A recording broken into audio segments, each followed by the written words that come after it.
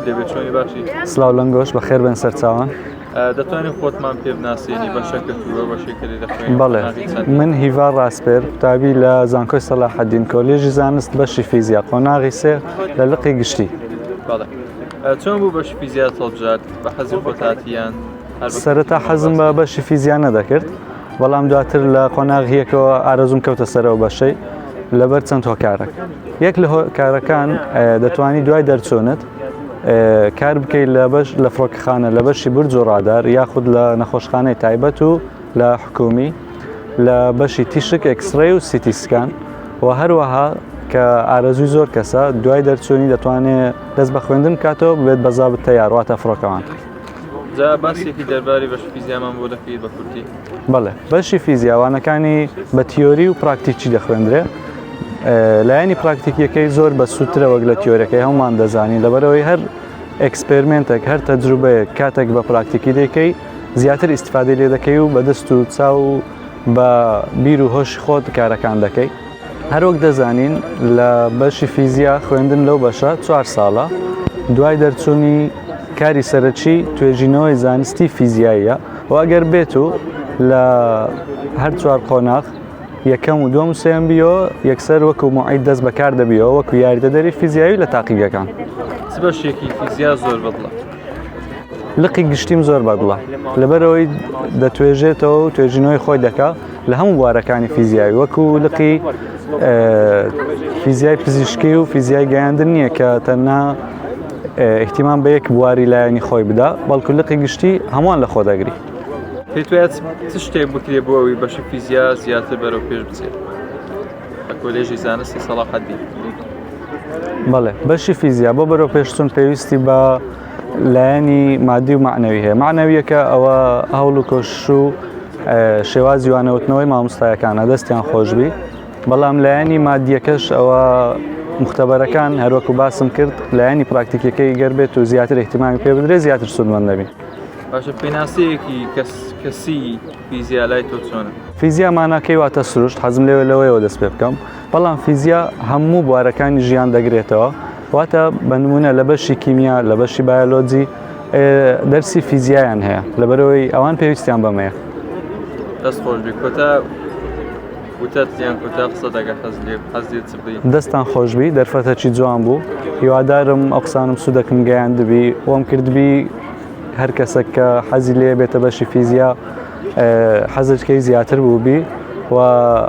قوتابیەکان زیاتر هەوڵ و کۆش شماندبوونی خۆیان بکەن بۆ بەرەو پێشچوونی بەشەکەمان ئەوەی پێویستبی بەرزی بکەنەوە لەسەر خۆیان. دەست خۆش دەستان خۆشبی. سڵاو دەبێ مامۆستا من ناوم فەرمان داودە لە بەشی فیزیامە لە لەقی پزیشکی وهروەها بۆچی فیزیام هەڵبژات؟ فیزیا یەکێکە لەو بەشانێک کە بە فیزیا و ژیان ناسراوە کە لە ژیانی ڕۆژانەمان ئیشمان بکەیت دەبێت بەشێکی زۆر خۆشە حەزم لێبوو کە بێمە بەشی فیزیا. بەشی فیزیا ئەگەر بێ ناوە یەکێکە لە بەشە فراوانەکان دەبینی پارکەکانی خۆشە وەروە قسمەکانی خۆشە لابەکانی خۆشە وهروە ئەو تەڵەبانی تێدانە هەمویان ڕووخۆشن حەزەکەی لەگەریان تێکەروی کاتە فیزیا بەشێکی زۆر خۆشە. ئەوە بکری پێویستە هۆڵەکان نوێ بکرێنەوە وهروە ئامێری زیاتر بهێنین بۆی بەشی فیزیا پێش بکەوێت بە تایبەتی لە مختبەرەکاندا پێویستە ئامێری پێشکەوتو بهێنین چونکە زۆربەی ئامێرەکانمان هەیە ئامێرەکانمان هەندێک لە کار کەوتونە حەز دەکەین ئامێری پێشکەوتوتر بێنین یانی شتی نوێتر تاقی بکەینەوە شتی نوێتر بدۆزینەوە. بەسە بە جۆری خۆ فیزیا و ژیان چونکە بە زۆری لە ژیانی ڕۆژانەماندا ڕەنگەداتەوە زۆربەی هێرشتە فیزیایەکان لە ژیانی ڕۆژانەماندا هەیە. کۆتا قسەم لەسەرەوە تەڵەبەکان ئەوانەی کە حەزیان لێیە لە فیزیایە بێن بۆ فیزیا چونکە بەڕاستی فیزیا بەشێکی خۆشە چونکە هەموو لەگەڵ ژیانی ڕۆژانەت ڕەنگەداتەوە. ناوم شەیمایە قۆناغی دووەمی فیزیای پزیشکی زۆر بەشی فیزیا هەڵبژار و بە حەزی خۆم نەبوو بەڵام تانی کە تیادا بەردەوام بووم سەرکەوتوو بووم. باسێک دەربارەی بەشی فیزیا یعنی ماتماتیکی کاتێکە بیر لە فیزیای دەکەوێت بتەوێت کە هەڵی بژێریت ئەو بەشە یعنی دەبیت لە ماتماتیکیدا زیرەک بیتن و بتوانیت بەردەوام بیت چونکە فیزیا یعنی پرۆڤ و ماتماتیکی و بیکاری خۆی فیزیا پێک دێ لە سێ لەق کە تیادا کۆمونیکیشن جەنەرال و میدیکەڵە